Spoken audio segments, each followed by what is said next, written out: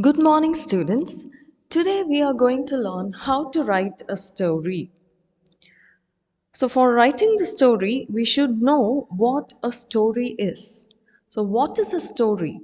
A story is a description of imaginary people and events which is written or told in order to entertain. And there are five essential elements in a story. They are characters, setting, plot, conflict, and resolution. We cannot write a story without characters. You all know that. But what does mean by setting? Setting means the environment or the backdrop of the story. Plot is the storyline, and conflict refers to the struggle between the opposing forces. So, usually in a story, you find the protagonist fighting against the antagonist. So, the fight between the hero and the villain is the conflict. So, this conflict builds up the story. So, these are the five essential elements in a story. They are the characters, setting, plot, conflict, and resolution. Resolution is also called as denouement. And let's see the structure of a story. The first thing is the exposition. What is meant by exposition? When you start writing the story, your story should expose the setting and the main characters. And after this, there comes a rising movement, the rising action, the conflict starts and it reaches to its greatest point, and the greatest point is called as the climax. And after the climax, there comes a falling action, and the last one is denouement, that is the resolution. Okay, let me explain it in simple words by giving you a simple example. You think about a film you have recently seen. So, in the first scene, they'll introduce the main characters, the hero will be introduced, the villain will be introduced. Maybe sometimes they introduce the villain later, but they introduce the hero. And slowly, we learn about the problems. And at a point, the hero will be directly fighting with the villain. And then the hero wins. At last, the hero reconciles with the villain or he reconciles with the opposite party and the story ends happily. So the same structure should be followed in your story. Okay, so this is the basic structure. It doesn't mean that you have to stick on to this. There are a lot of different other techniques also, but we are seeing the basic structure of a story. Okay, now, how to outline your story? So, for the examination, you get a question. And after reading the question once or twice, you are not supposed to suddenly start writing your story. You have to think and you have to outline your story first before you start writing the story. So, first, what should you do? You have to decide the characters. Okay, you have to decide the protagonist and the antagonist and the supporting characters. Protagonist means the main character, antagonist is the villain. Okay, and then you have to determine your setting. When is my story taking place? Where is my story taking place? Okay, you decide the time and the place of action.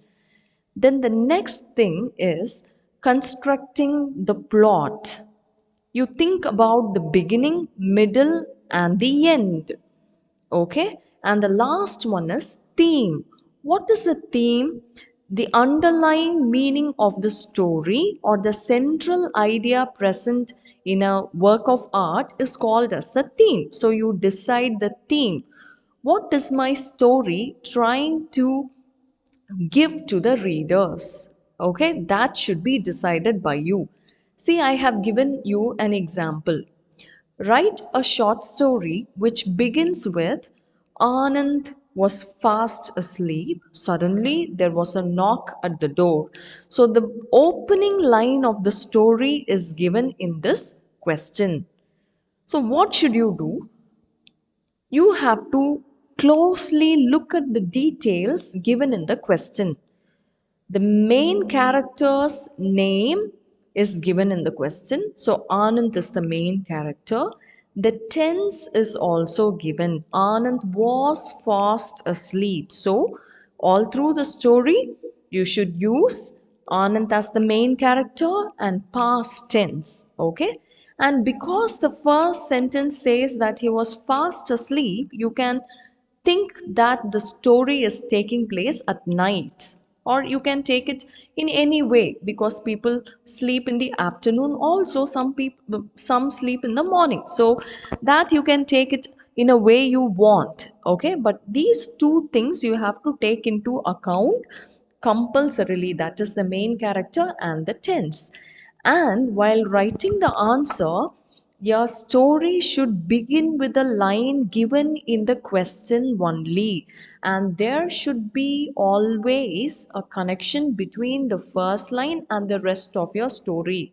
I'm not telling you to just write the first line given in the question and then uh, write something of your own which has no connection with the first line. No. Okay, I believe you understand what I tell. Yes. Okay, then you may expect four different kinds of questions for your examination. See the first question. Write a story in which a dog, a magician, and a policeman play an important role. So, in the first question, the main characters are given. Okay, so there is no need for you to break your head on deciding the main characters, but you have to decide the theme, the plot, and the setting of your story for question number one. See question number two. Write a story which begins with I do not believe in ghosts dot dot dot dot, which means the sentence is not complete and you are supposed to complete. You have to take the line given in the question and you should continue writing the story. That is the meaning of this question. Okay, so here I is the main character. Okay, if I write the story, I am the main character present in the story. But this type of question is always tricky, because if you use first person narration, then there is always chance for you to write your story as a narrative essay. So, if you fail to make a distinction between a narrative essay and a story while writing a story, you will lose marks. Okay, so you have to be very careful. See the third question.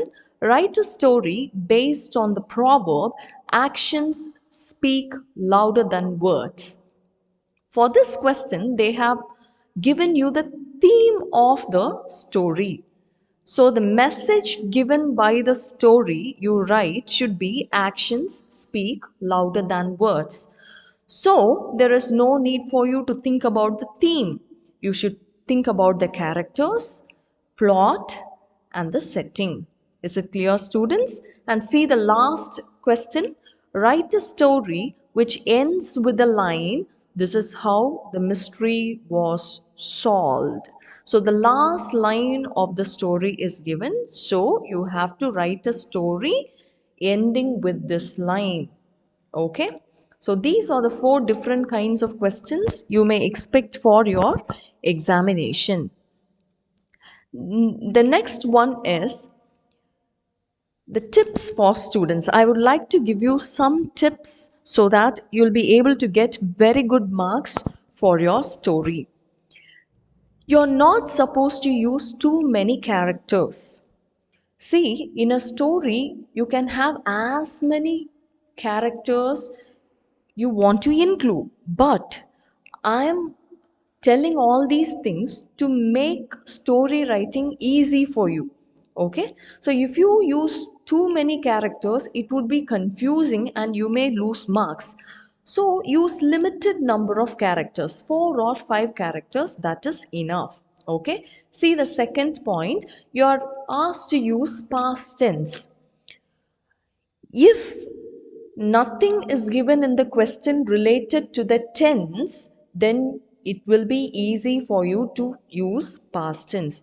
If you see the previous slide, you see the second question, I do not believe in ghost. Okay? See, present tense is used in the opening sentence. So if you switch on to past tense and present tense and then past tense, then you will be losing marks. So if nothing is mentioned, say for example, see the first question, write a story in which a dog, a magician, and a policeman play an important role. Then for this question, you can always use past tense because using past tense is way easier than using present tense. Okay. Then see the third point, use third person narration. Third person narration means you can use he, she, it, or they, or you can have somebody else as main characters than having you as the main character. Why am I telling this? Because if you write a story using I, you may end up writing a narrative essay. Okay, so if you are not specifically asked to use I as the main character, always use third person narration. Okay, then the next and the most important thing is using dialogues in your story. You have to use dialogues. Okay, direct speech should be used, right? And the next point is dividing your story into several small paragraphs and writing the dialogues separately. So you have to divide your story into several small paragraphs, and when you write dialogues, you have to write it separately. Your story should be an original story. What do I mean by an original story? You're not supposed to copy somebody else's story. You have 10 stories in your book. So, when you are asked to write an original story, you are supposed to imagine, create a story of your own. Don't take hints or don't take the story written by some other author and write as if it's your own. You will get no marks if you write like that. Okay, then your story should not look like a summary of an already existing story. You have to be very, very careful while writing a story. It should not look like a summary of an already existing story. And the last one is, your story must be interesting. Let your story be interesting. For reference, you can refer the 10 stories given in your book, okay, prescribed by the board. And your beginning should be captivating. So you have to keep all these things in mind while you write a story. So that's all for today's class, students. Thank you.